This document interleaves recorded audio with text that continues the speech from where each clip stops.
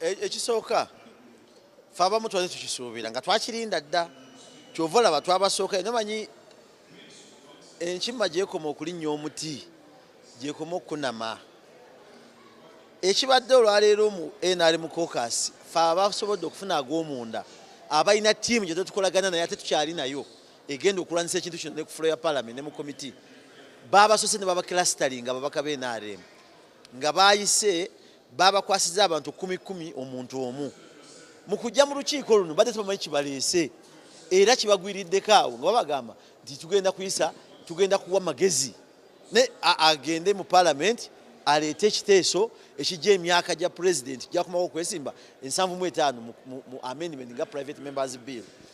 Ababaka b'NRM ababadde naffe abakimanyiiko bonna batidde sisobola baatula mannya kubanga basobola n'okufuna obulabe naye ekisingira ddala obukulu kati fe ababaka abali mu opposition n'abali mu NRM tugenda kulwana n'ekintu kino. Tusaba speaker wa parliament agenda kukola omulimu munene nnyo obutakkiriza mundu wano. Ekyokubiri magezi yagenda okulemberamu mu kuleeta private members bill era amanyiddwa nti muvundu kubanga y'omu eyaleeta etteeka erigoba Lukwago ng'alisayinize yekka nga komiti tekimanyi.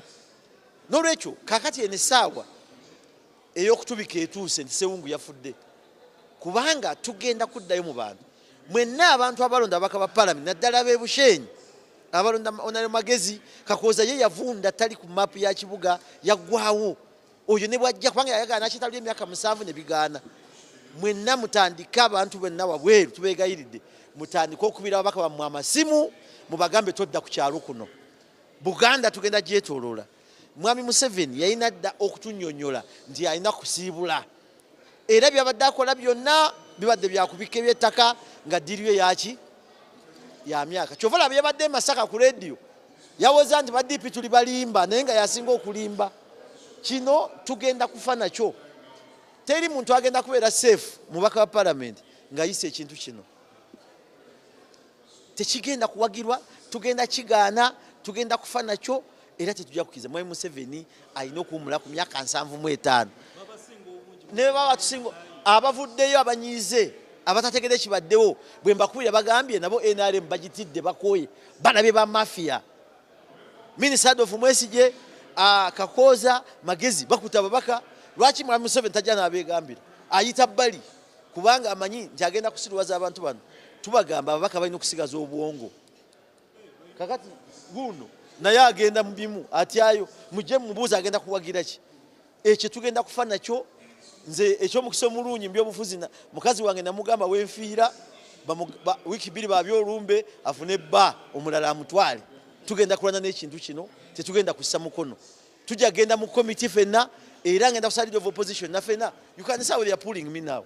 No, don't misbehave. Jangu wano oyogere Luganda n'Oluzungu. Jangu babuulire Museveni lwaki ayagala kukyusa myaka. No, come jangu. Obalaba obwongo bwatuleeta wano si ssente ate banzija okukamera. Obwongo bwatuleeta wano si kukola ssente twajja kuteeseza abantu na kukyusa ggwanga. Mwami Museveni emyaka gyakoze gimala n'olwekyo eyo ddiiru ye tugenda gipakinga ndowooza mbalabe batandise okunama mubalabye abo batandise okunamira abantu kati.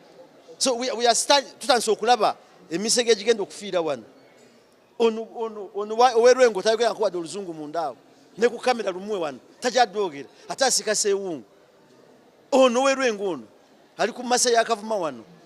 So ebyo swagala bigendamu nnyo nate togikwatako. We are resisting, not tampering with the Article 102B. When you bring an amendment, our role is to fight it back. We are going to be stronger. Let me tell you, these people who have been in the conference hall, majority of them were not aware of what took them there. They were clustered into 10 with someone managing them. At the end of the day, they were informed, they called you as a press to say that they are decided.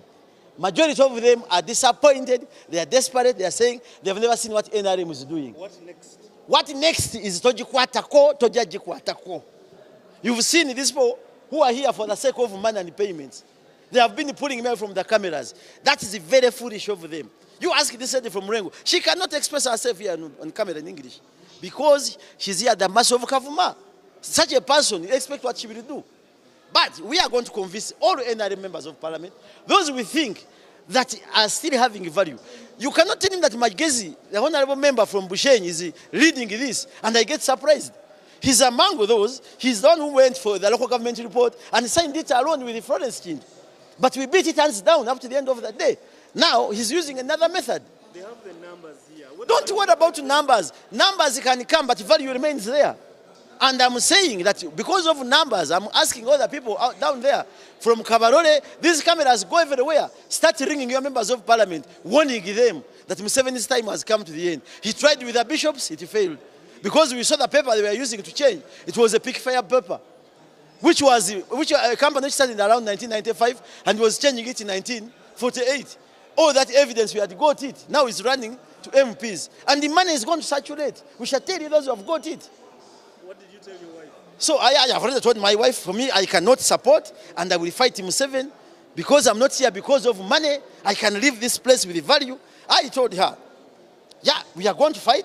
Koji kwatako, togeza, ojogeddeko, jiveku. Now, my wife, if I'm killed in this struggle, just have my final, put my hair, and after 2 weeks, get another man to marry you. Because you are still young, and me, I'm fighting for the change of this country. So you have seen, I think you have seen the vultures here. We have to fight these vultures, and there are very many of them.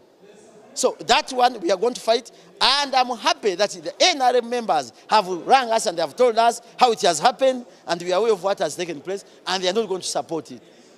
Thank you. Nyo. Luno olutalo fabaka parliament tugenda kukola ogwaffe. Nze nganze nja kukola ogwange. Ndowooza buli omu agenda kulaba kye bayita alanise wanyana. Olunaku lwe baleeta etteeka eryo omulundi ogusookera ddala okusaba okugenda okuliwuliriza. Era njagala Speaker Parliament bw'aba ayagala ekitiibwa mu Parliament y'eggwanga aleme kukkiriza tteeka eryo kuliisaawo kugenda litandike n'okubaganyizibwako ebirowoozo. Kubanga ffenna tukimanyi bulungi nti lwe lunaku abamu ku ffe lwe bagenda otugoba mu Parliament oba kutuwummuza abantu baffe banakitegeera nti tuwumudde oba batugobye lwa nsonga ya kukwata akawayiro ka namba 12 okugezaako okuteekawo obufuzi paka mu Parliament engeri gye bali nti bajja mu kalulu nga baguliridde kagulirire. Nenjaga otegeeza bannayuganda mwenna buli omu gyali nti bwe tunatuuka ekiseera ne tubategeeza nti luno olutalo nammwe mujje mulwetabemu. Oba kiri nti buli munnayuganda kugula akadomola ka petulooli buli omu atandika okusonda ssente ezigenda okugula akadomola ka petulooli. Kubanga tetujja kubeera na Parliament erimu abantu abakuusa, abantu abatategeera Uganda kiki eri, waakiri abajookyeza n'evaawo basinga.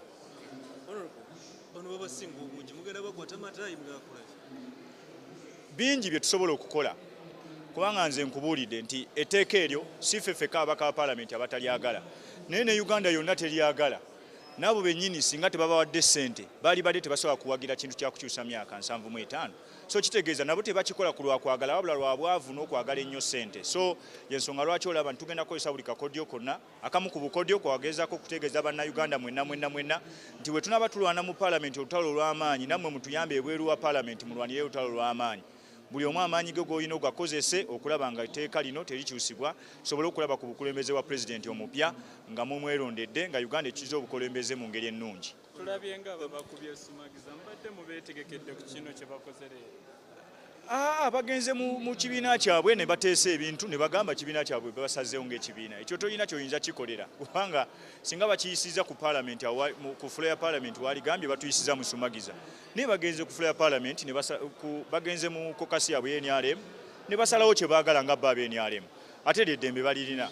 Naye eddembe lye batalina kwe kujja ku Parliament floor ne bateekawo etteeka eryo nga naffe tutunula butunuzi. Tugenda kukolawo ekisoboka okulaba nga at least bwe bataabe na nsonyi bajja dijjayo balizeeyo mu kaseera. Naye nange position eyange etutegeeza nti tesobola kukola constitution nga yo elindiridde kubeera nti esanyusa muntu omu mu Uganda. Constitution omukikola ndi yagwanga lyonna erina okubeera nga terina amaaso. Naye eno constitution kati buli lwokola amendment enkyusa oba bwebeera nti electoral oba constitutional reforms bagiteekako amaaso etunulidde kuyamba omuntu omu abeere mu Bwakabaka. Ate Uganda okugijjayo weebaadde mu Republic okifuula Obwakabaka nga buno obw'e Buganda. Nze atagulidde mu gundi mu Kingdom sikiikirizaamu n'akamu n'akatono. Ekyokubiri bwe yatuuka wali ng'esimbyeyo akati mu kujjayo ebisanja mu myaka 5. omusimbi ne kutambula omulugube okujjude wano ne kuleeta okujjayo ebisanja kakati kyekimu ekiri wano oti omulugube ndowooza omusimbi okutambudde mu bungi kutuuse okumalayo abamemba kubeera nti bayimba luyimba lwakujjayo emyaka mugundi mu constitution sebo ne bwe tusigala batono tujja kusigala ensi yonna emanye historia neye tuwandikako etegeere nti yes waliwoko ku basajja abayagala etteeka ery'eggwanga ery'amaanyi constitution ebeere nti tukikolanga si yakukolerwa muntu omu omanyi speaker ate kino nakyo kiba contempt of parliament speaker yasalawo n'agamba nti gwe weenakivuma oleesa omukiise weenakivuma bwe yaleeta okukyusa mu myaka yagamba nti tuleme kuleeta enkyusa kantu kamukamu ke bayita piecemeal tubeere ne comprehensive package eyagundi omnibus eyo ejjanga mumaze kuteekawo constitutional review commission ng'eri eyaliwo eyasempeewa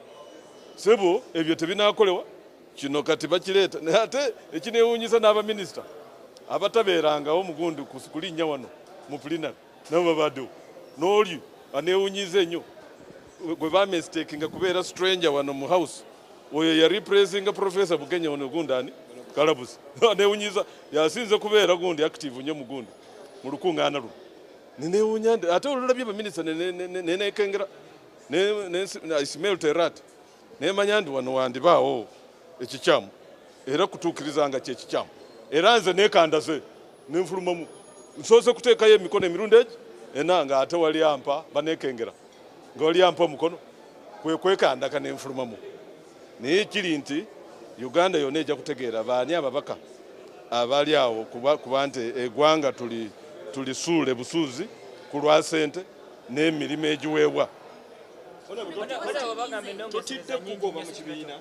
akati ekibiina si lubuto lwa maama singa maama yagamba nangoba mu lubuto nandyenlwanyeeko niye primarily bw'oba nti olina ensonga yo divergent view oyo an issue of dissent nga tokwataganya ne bubeera mu family balina okuwa akaganya naawe neweeyogerako naye wano we baagala bakwatire empaka ekigundi to force something down your throat nga teweeyogerako tebakuwa n'akagundi akaganya kubeera nti naawe obeera ne views ez'okukaayamu ne baano sebo ekyo tekisobola kubeera okujjako nga kibiina nakyo kifuuse kinakyemalira ate nga nteeka siginija kuwagira ekintu ng'ekyo ate nga nekandaze mu lujjudde misana tuku nze ndi mayembe ndi mbikoze gundi munzikiza